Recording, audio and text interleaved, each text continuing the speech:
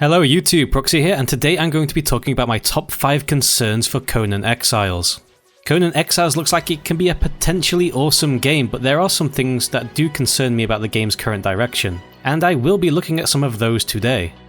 So number 5 on my list was going to be that the servers were going to be wiped every 30 days. However, just as I finished putting my video together, Funcom announced that there will be servers that won't be wiping during the early access. So I guess this is a good thing because it turned my top 5 concerns into, well, my top 4 concerns. And having less concerns about the game is, well, just better.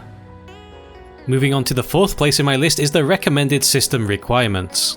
My PC is getting fairly old now, running an older Gen i7 and 2x GTX 670s. I'm concerned if my rig can handle the game smoothly. From what I've seen, Conan Exiles does run smoothly on the live streams, but they are using a GTX Titan for the game. And with their recommended system requirements being a GTX 1070, I'm really hoping my game can still get a decent amount of FPS to make the game at least playable. And being able to record at the same time is certainly a bonus I want. The other issue with having such high system requirements is that the friends of mine still have cards like a GTX 580 or less, which just won't handle the game as it is.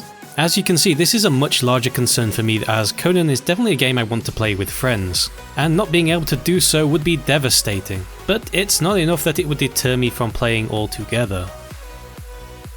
3rd place on my list is base construction. It seems currently that in-game, destroying bases is fairly easy to do, while building them can take a considerable amount of time. So this concern of mine brings into question the game's balance more than anything else. And this is my usual concerns in survival games, that most raids will take place when the owners of the base are offline. Perhaps I'm concerned about this for no reason, and it is early access, so there will most likely be balance issues that are fixed over time. Even so, it's an aspect of Conan Exiles to be worried about.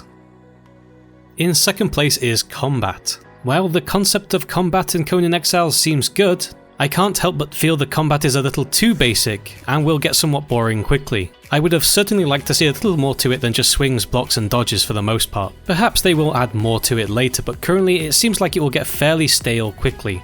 It's a concern for sure, as a game's combat is what will keep me most interested for the longest amount of time. If the combat is fun and engaging, it will keep me entertained for a long time.